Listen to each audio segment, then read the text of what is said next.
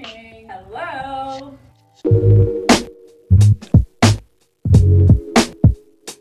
Friday morning. I just woke up. Can you tell? Don't answer that. How are we doing? I'm getting ready to walk the dog and go to the gym and do the morning things. But I posted a video yesterday or the day before, a vlog of my trip to Georgia. In it, I showed a bunch of books that I bought while I was there. And one of the books I bought was Friends and Dark Shapes by Kavita Bedford. And I had never heard anything about this, and I saw it at the bookstore, and it was blurred by Jenny Awful on the cover. It sounded very good, so I bought it on a whim, which I never do, but this spoke to me. This morning, I was looking at the comments on that video, and so many people commented and said, "You're gonna love this book. This book is so good. I can't wait for you to read this book." Y'all got me hyped. I jumped out of bed to go pull this off my TBR. So I'm gonna start this book today. Figured, since I'm feeling excited about it, that I would start a vlog today and bring you along on this adventure. I am also reading On Freedom, an arc of the new Maggie Nelson. This is classic Maggie Nelson criticism, so it is dense and big brain energy for sure. I've read so far the introduction, 20 pages, and it took me like an hour, because I'm trying to really get it. Her last book of criticism was Art of Cruelty. It had a lot to do with art history and the cultural criticism of art, and I feel not very knowledgeable in that area or equipped. I was getting frustrated with that book, and then I just had to allow myself to not know everything she was talking about and not know every reference. So far, this actually, I feel more equipped. I have a degree in political science, so this is actually slightly more in my realm. I feel like I even know some of the people she's referencing. That's cool. I am going to take it slowly and thoughtfully, and what I learned from Art of Cruelty was that I wanted to have fiction to go back and forth between the Nelson and the fiction, so this will be perfect. So these are my reading plans for the near future, and it's Friday. I hope you guys have a fun weekend planned. We are gonna do some sort of a date tonight. Tomorrow, I'm taking myself on a really exciting date. Sunday, we have dinner plans with friends, and I've been tasked with bringing dessert, so I'll bake something. And Monday is another exciting day. A book friend I met on the Instagrams, Jessica's Book Stack. Jessica's great, she's hilarious. I really enjoy our snarky, sarcastic DMs together. And we also like the same books, but mostly it's the sarcasm that really bonds us. She lives in Tel Aviv, but she's in the States visiting family right now, and she's gonna come over. Her and her partner are gonna come over and meet Justin and Hush Puppy on Monday. So I have a lot to look forward to, and mostly I'm just pumped about this book, and this book, and books in general. Love books. Oh, should I tell you what it's about? Sure, okay. Friends and Dark Shapes. At once is how every book synopsis starts. Pick up any book on your bookshelf and read the synopsis. They all start at once. At once, a poignant description of friendship and a touching meditation on loss. Love both of those things. A group of friends from diverse backgrounds moves into an apartment together in Sydney's inner city. They are on the cusp of 30. The unnamed first-person narrator, love that, still grieving the loss of her father, finds herself living a split existence between the past when he was with her and the present where he is not. Careers, dating, gentrification, friendship, ambition, politics, family, and one's place in the world. That sounds great. I'm excited. And it has French flaps. Okay, that's it. I'm gonna stop procrastinating and actually walk my dog and go to the gym now.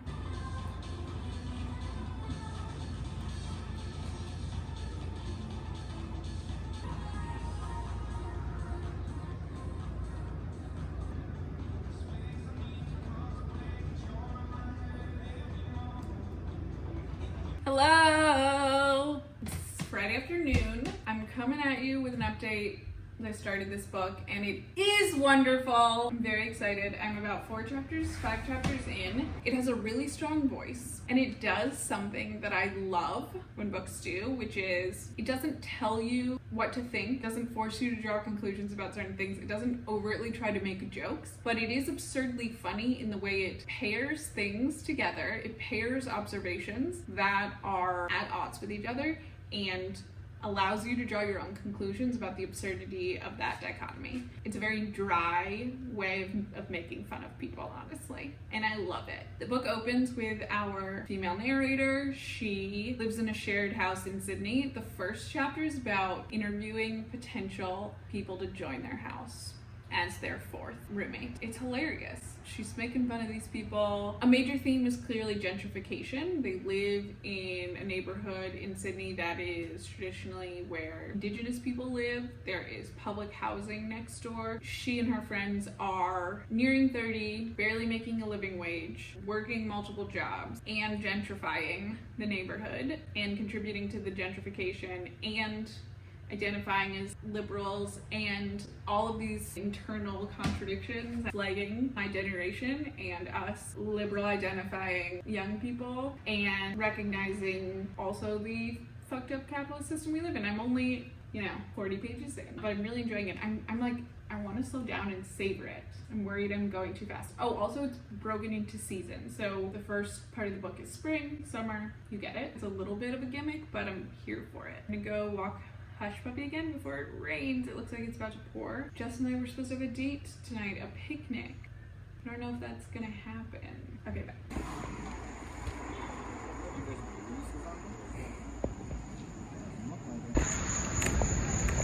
Happy Friday. Same to you. How was your date night? Romantic. So romantic. I think I have arugula in my teeth.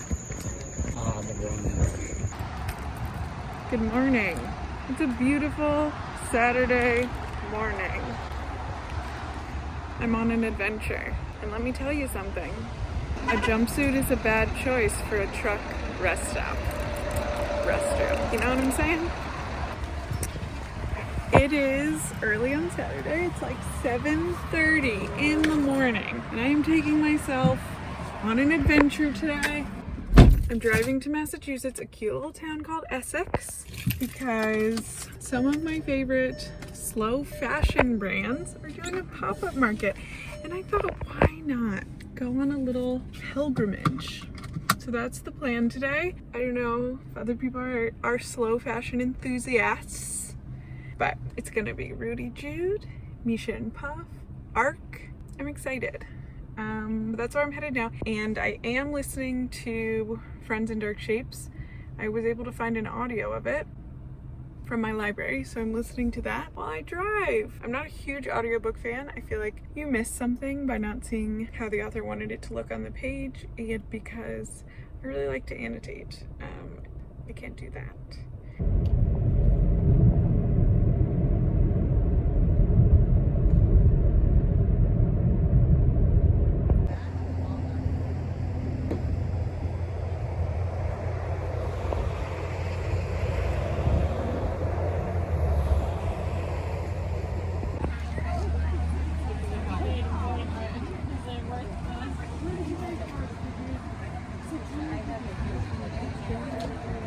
I made it home from my adventure, and I have new pants. Do you want to see them? I love them.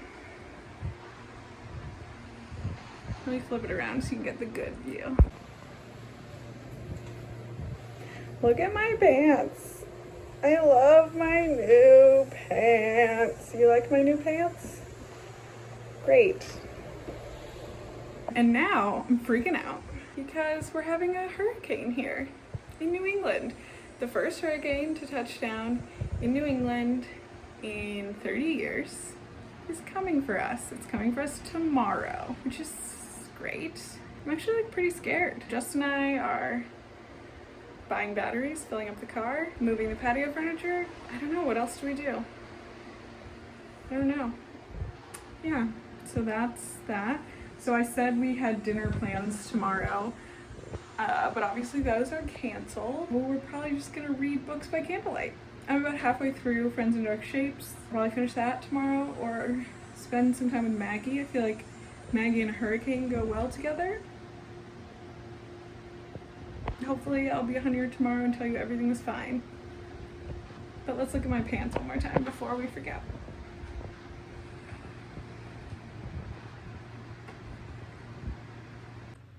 This is Stormwatch Hurricane Henri 2021. How are you feeling about the storm, sir? Great.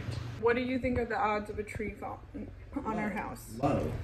What tree? There's no tree to fall on our house. What are the plans of us dying? 0. Unless you plan to kill yourself. This climate change thing keeps happening. I don't know. Do you hear that sizzle? I'm making tofu larb for dinner. Obviously, I'm gonna make the final product all pretty and show it to you. You know me. You knew I was gonna do that. And there's dinner. Tofu larb, a little herb and radish salad, brown rice, lime, jalapenos for Justin.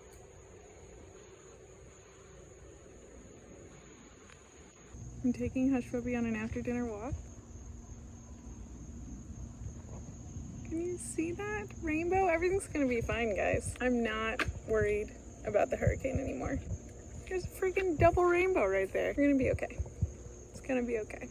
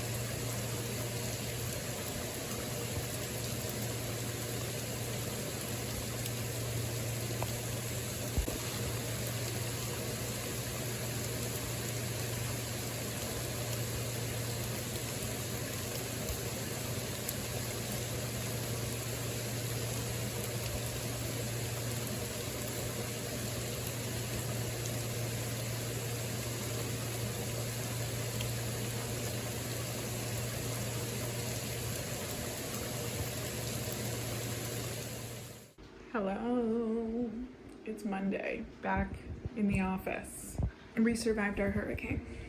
It ended up actually veering east, hitting Rhode Island, and not us, really. So we got pretty lucky. It is definitely still raining, lots of rain. I don't want to know what my basement looks like, but there could be water in it. We got really lucky, and now we have batteries for flashlights forever. There's a truck backing up outside. Can you hear that? I hope it never stops. So, just had a day at home yesterday. Did home things, read, did some self-care, did some yoga, baked a pie, previously known as the Alison Roman key lime pie, henceforth known as the Iggy key lime pie.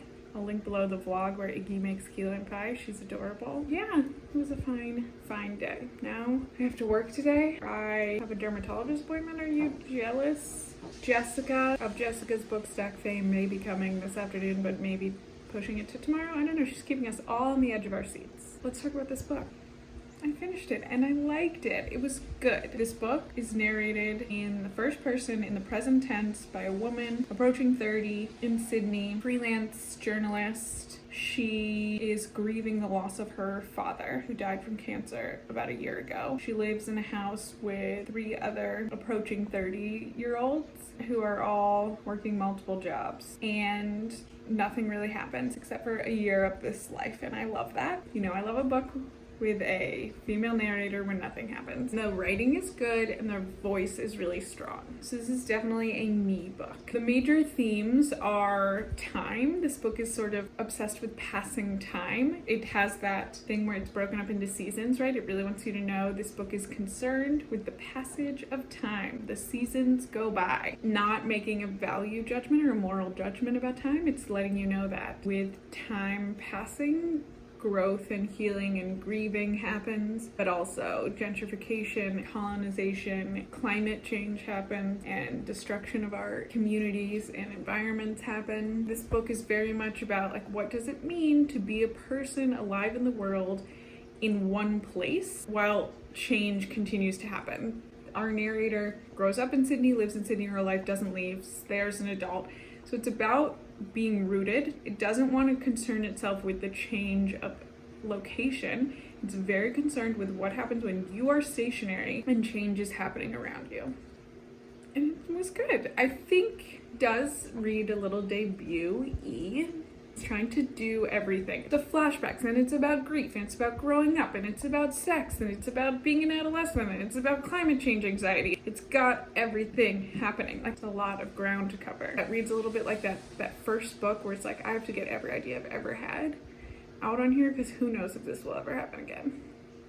And I can relate to that feeling for sure. Yeah, it was enjoyable. Now I need to get back to work, and then I'm gonna read the Maggie Nelson, not all of it, but some of it today. I read the books. That's the core, you think? Yeah, it's actually 2 authors. Good morning. Today is Wednesday. It's Wednesday morning. Last night was wonderful. Jessica came over. Jessica and her partner Abidan. We had a lovely time, the 4 of us, discussing books, sweating in my living room, drinking wine, and eating snacks. It was great. I also forced Jessica to look through my TBR pile and pick out some books that she also had on her TBR pile that we could read together. I think we landed on Vanishing Twins by Leah Dietrich. I know for sure that this was put on my radar by the one and only CJ. It made me think, I should definitely read this. If you don't know, I'm obsessed with CJ. That should be obvious. I trust a lot of CJ recommendations. I just want her to love me. She said this about me one time. I feel like we would be friends in real life if we met. Best day of my life? Yeah. Ooh, guys, this looks like it's fragmentary. I'm excited. Experimental. I'm into it. Yeah. Some short passages. This could be fun. How does a young couple make room for their individual desires? Nonfiction, yeah. So this is great, and it's soft skull. I'm excited to read this. I also picked out Atmospheric Disturbances by Rivka Gulshan, which I've also been excited and meaning to read. I've been on a real Rivka Gulshan kick this summer. Great. I'll read this with Jessica and then use it to make CJ love me.